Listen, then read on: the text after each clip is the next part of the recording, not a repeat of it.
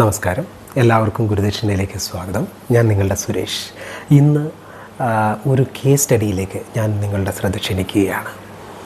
ഈ case study പ്രശ്നവും പരിഹാരവും അല്ലെങ്കിൽ കണ്ടുപിടുത്തങ്ങൾ അല്ലെങ്കിൽ ഇന്നൊവേഷൻ എന്ന ഒരു ടോപ്പിക്കിലേക്കാണ് ഞാൻ സംസാരിക്കാനായിട്ട് ഉദ്ദേശിക്കുന്നത്. ഞാൻ പല ഇന്നൊവേഷൻ കൗൺസിലിൻ്റെയും പാർട്ടായിരുന്നു ഞാൻ വർക്ക് ചെയ്ത കമ്പനികളിൽ.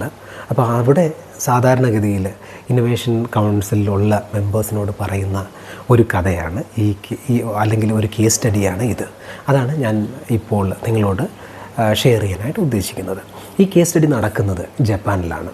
ജപ്പാനെക്കുറിച്ച് പറയുകയാണെങ്കിൽ വളരെ കസ്റ്റമർ സെൻട്രിക് ആയിട്ടുള്ള ഒരു കൾച്ചറാണ് ജപ്പാനിലുള്ളത്. അപ്പോൾ അവിടെ കസ്റ്റമർ ഈസ് ദ കിങ് അങ്ങനെ ഉള്ള ഒരു വാക്യം തന്നെ വന്നത് ജപ്പാനിൽ നിന്നാണ്. ഇപ്പോൾ നമ്മളൊരു സൂപ്പർ മാർക്കറ്റിലേക്കോ ഒരു കടയിലേക്കോ ജപ്പാനിലൊരു കടയിലേക്ക് പോവുകയാണെങ്കിൽ അവിടെ വാതിൽക്കൽ നിൽക്കുന്ന ആൾ അല്ലെങ്കിൽ സെക്യൂരിറ്റിയെ പോലെ നിൽക്കുന്ന ആൾ കുമ്പിട്ടാണ് നമ്മളെ ക്ഷണിക്കുക. അവരെങ്ങനെ കുമ്പിടുമെന്ന് ചോദിച്ചാൽ വരുന്ന കസ്റ്റമറിൻ്റെ കാൽമുട്ടിൽ തട്ടാൻ പാകത്തിന് രീതിയിൽ അവർ കുമ്പിടും. അതിൻ്റെ അർത്ഥം എന്താണെന്ന് വെച്ചാൽ നിങ്ങളാണ് കിങ് എന്നുള്ള ഒരു മെസ്സേജാണ് അവിടെ ആദ്യം തന്നെ പാസ് ചെയ്യുന്നത്. വളരെ ഇൻട്രസ്റ്റിംഗ് ആയിട്ടുള്ള ഒരു കൾച്ചറാണ് ജപ്പാനീസ് കൾച്ചർ. അവിടെയുള്ള ഒരുപാട് കസ്റ്റംസ് വളരെ ഇൻട്രസ്റ്റിംഗ് ആണ്. അതിനെപ്പറ്റി പറ്റുകയാണെങ്കിൽ ഞാൻ മറ്റൊരു വീഡിയോ ചെയ്യാം എന്ന് ഉദ്ദേശിക്കുന്നുണ്ട്. പക്ഷേ നമുക്കിപ്പോൾ നമ്മുടെ ടോപ്പിക്കിലേക്ക് പോകാം.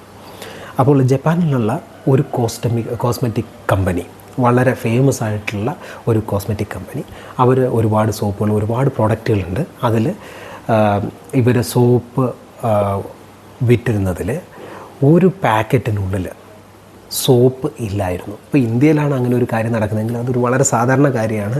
ആ പാക്കിങ്ങിൽ മിസ്റ്റേക്ക് പറ്റിപ്പോയി എന്ന് മാത്രമേ പറയുള്ളൂ. പക്ഷേ ഇവിടെ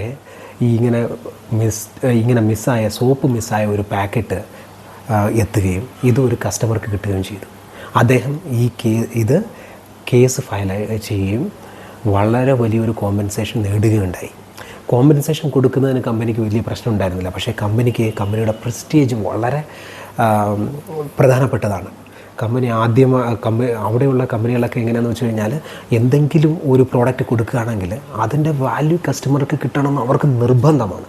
ആ നിർബന്ധ ബുദ്ധിയോടെയാണ് ഓരോരോ പ്രോഡക്റ്റും ഉണ്ടാക്കുന്നത്. ചൈനീസ് കമ്പനികൾ പോലല്ല, എന്തെങ്കിലും വിറ്റ് കാശ് വാങ്ങുന്ന ഒരു കൾച്ചറല്ല ജപ്പാനിലുള്ളത്. നമ്മൾ കാശ് മുടക്കുകയാണെങ്കിൽ അതിനുള്ള വാല്യൂ നമുക്ക് കിട്ടിയിട്ടുണ്ടെന്ന് ഉറപ്പ് വരുന്നത് കമ്പനിയാണ്.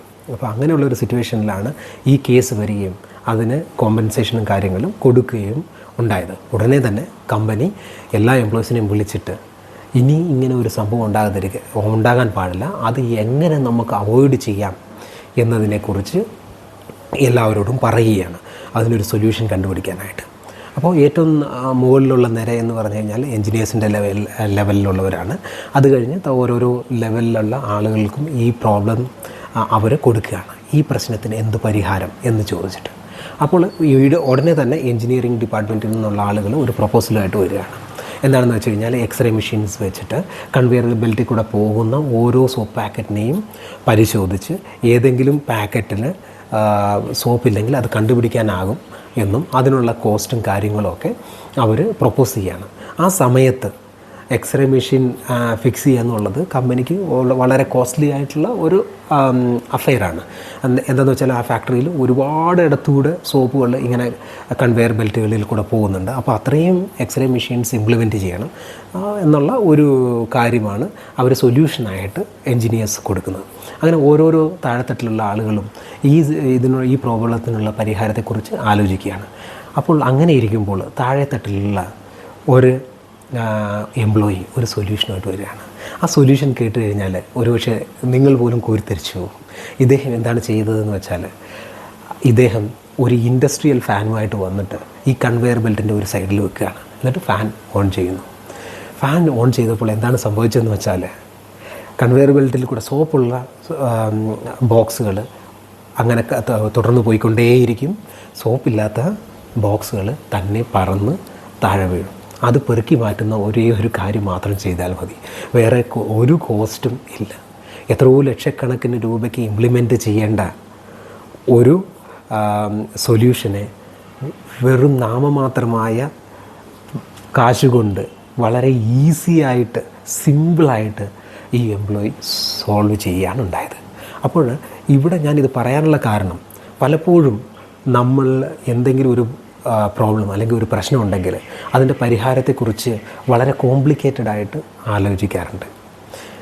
ചിലപ്പോൾ അതിനുള്ള സൊല്യൂഷൻ എന്ന് പറഞ്ഞാൽ വളരെ സിമ്പിളായിരിക്കും, വളരെ സിമ്പിളായിട്ട് നമുക്ക് സോൾവ് ചെയ്യാൻ പറ്റും.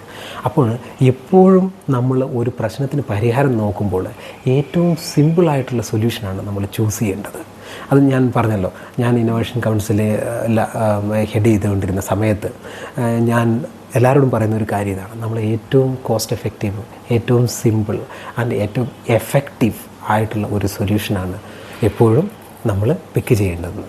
അപ്പോൾ ഈ എക്സാമ്പിൾ ഇവിടെ പറയാനുള്ള കാരണം, നമ്മുടെ ഡേ ടു ഡേ ലൈഫിൽ നമ്മൾ പല പ്രശ്നങ്ങളിലും ഡേ ടു ഡേ ലൈഫിൽ തന്നെ എപ്പോഴും ഉണ്ടാകുന്നതാണ് അല്ലേ. അപ്പോൾ അതിനൊക്കെ ചിലപ്പോൾ വളരെ സിമ്പിളായിട്ടുള്ള സൊല്യൂഷൻ ഉണ്ടാകും. നമ്മൾ ചിലപ്പോൾ അതിനെക്കുറിച്ച് കാര്യമായിട്ട് ശ്രദ്ധിക്കാത്തത് കൊണ്ടാണ് നമുക്ക് അങ്ങനെ ഒരു സൊല്യൂഷൻ കിട്ടാത്തത്. ഇതുപോലെയുള്ള വലിയ വലിയ കണ്ടുപിടുത്തങ്ങളും നടന്നിട്ടുണ്ട്. അപ്പോൾ അതിനെപ്പറ്റി ഞാൻ മറ്റൊരു വീഡിയോയിൽ പറയാം എന്ന് ഉദ്ദേശിക്കുന്നുണ്ട്.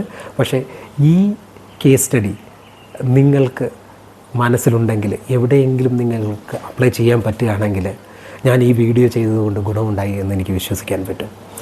അപ്പോൾ ഇത്രയും കാര്യങ്ങളാണ് ഞാനിവിടെ പറയാൻ ഉദ്ദേശിക്കുന്നത്. Thanks for watching. Bye bye.